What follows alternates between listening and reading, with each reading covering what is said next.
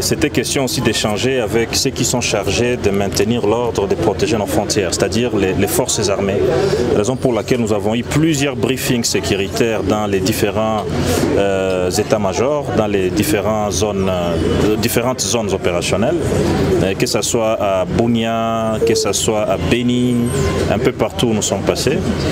Et ce qu'on a constaté, c'est quoi? C'est qu'il y a un vrai besoin de paix, il y a une urgence que la paix revienne, parce que nos populations souffrent énormément. Ça, c'est un premier constat. Un deuxième constat, c'est que nos forces armées, les FARDC, se battent, mais les moyens sont limités. Donc il faut renforcer les moyens à la disposition des FARDC. Et les moyens, c'est quoi? C'est l'argent. Hein? L'argent pour les équipements, l'argent pour le paiement régulier des militaires, pour la ration des militaires, pour les médicaments, pour les carburants. Raison pour laquelle nous allons profiter de cette session parlementaire qui s'ouvre, hein, la session parlementaire de septembre, qui par nature est budgétaire, de voir comment on peut accroître ou faire accroître les allocations, les crédits budgétaires en faveur avec la sécurité et la défense. Cela est très important parce que la sécurité, c'est vital. Hein, la vie d'une nation dépend de la sécurité. Sans la sécurité, il n'y a pas épanouissement, il n'y a pas développement. Alors, ce qu'il faut savoir, c'est qu'il y a un travail qui s'est fait. Nous avons été sur l'axe Mbao-Kamango, où on a vu qu'il y a plusieurs sanctuaires de ADF. On a même fait un survol par hélicoptère qui nous a permis de constater qu'il y a plusieurs sanctuaires des ADF qui ont été démantelés.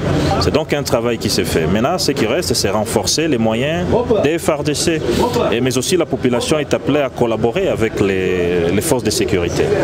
Alors, nous avons été à Pinga. Pinga, c'est dans le territoire de Walikale.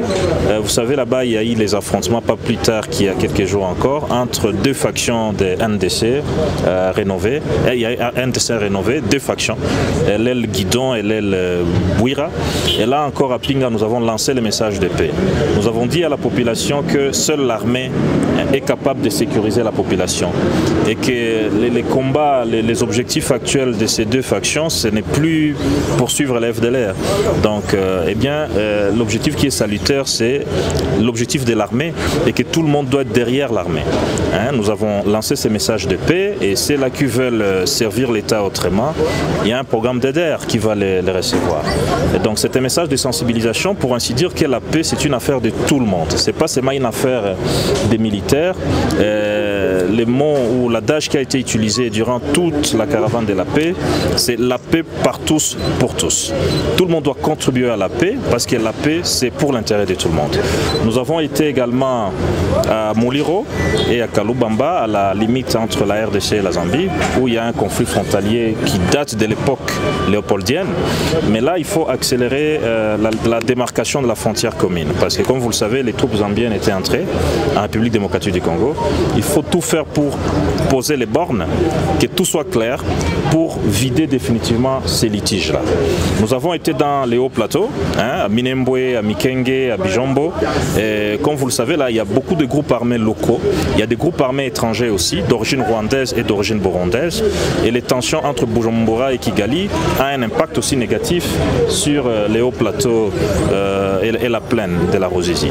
Alors, ce qu'il faut faire à ce niveau, il faut renforcer encore une fois la présence de l'État. Il faut que l'autorité de l'État s'impose dans cette partie du pays. Mais aussi, il faut penser à un rapprochement intercommunautaire. Pourquoi? Parce qu'il y a des fortes tensions intercommunautaires. Hein, les communautés ne vivent pas toujours paisiblement comme ça devrait l'être. Il y a les Banyamulenge, il y a les Babembe, il y a les Bafuliro et il y a les Banyendo. Alors, notre objectif, c'était justement de voir comment l'armée attend assurer les retours de l'autorité de l'État partout là-bas. Et voir dans quelle mesure les populations peuvent soutenir, l'action des FARDC.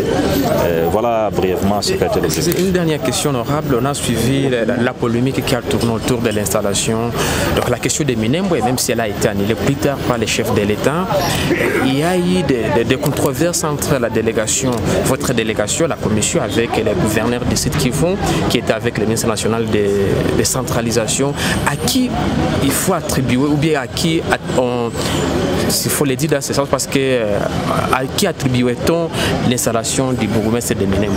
Moi, je ne veux pas rentrer dans la polémique, mais ce que vous devez retenir et communiquer ça à vos auditeurs et à vos téléspectateurs, c'est que l'objectif de la caravane de la paix, moi j'étais dans la caravane de la paix avec le ministre de la Défense, ça n'était pas d'installer un bourgmestre à Minembwe. Ça c'est clair, je l'ai dit, j'ai fait plusieurs mises au point au nom des députés parce que j'étais le chef de la délégation des députés. Alors, le malheur peut-être a été pour nous qu'on ait croisé Maître Roberoy qui avait dans son programme l'installation du bourgmestre. Est-ce que devrions-nous fuir Minembwe après avoir vu Roberoy? Qu'allons-nous faire? Allions-nous nous cacher et ne pas saluer la population? Alors on a été visible évidemment par les médias parce qu'on s'est croisés dans les mêmes milieux. Nous on avait notre agenda qui est la caravane de la paix, briefing avec les militaires, et lui il avait aussi son agenda, vous venez de le dire, l'installation du bourgmestre de Minembwe. Mais tout est clair quoi. Je ne sais pas quel est notre crime. Est-ce que nous être retrouvés là-bas au même moment que Roberoy, c'est ça les crimes qu'il faut attribuer à la caravane de la paix, c'est quand même très méchant. On a suivi donc le débat et la polémique qu'il y a dans les réseaux sociaux. Vous savez, c'est des polémiques qui ne nous font pas avancer en fait. Au lieu que les gens voient le travail combien grandiose que nous avons réalisé, nous avons été sur la ligne de front. Et là, les gens ne parlent même pas de ce qu'a été notre travail à Beni. Nous avons été dans l'axe Mbao Kamango, l'axe Nobili, jusqu'à la rivière Semuliki. Nous avons vu comment l'armée se bat là-bas. Eh bien, c'est un risque qu'on a pris. C'est une route qui a été rouverte à un moment donné, c'était presque fermé, c'était rouverte par l'armée. Nous sommes allés sur terrain parce que le meilleur contrôle parlementaire, c'est sur terrain. Le meilleur contrôle parlementaire, c'est pas seulement écrire des motions à partir de Kinshasa. Le meilleur contrôle parlementaire, c'est aller vivre, même si c'est pendant quelques heures, mais vivre un peu le travail de notre armée. C'est ce qu'on a essayé de faire. Et donc, la polémique, elle a été close. Je ne vais pas commenter là-dessus, je n'ai pas un intérêt personnel là-dessus. C'était une coïncidence, encore une fois, je confirme. Et je crois qu'il faut plus viser des choses beaucoup plus importantes qui nous font avancer. On a besoin de la cohésion nationale.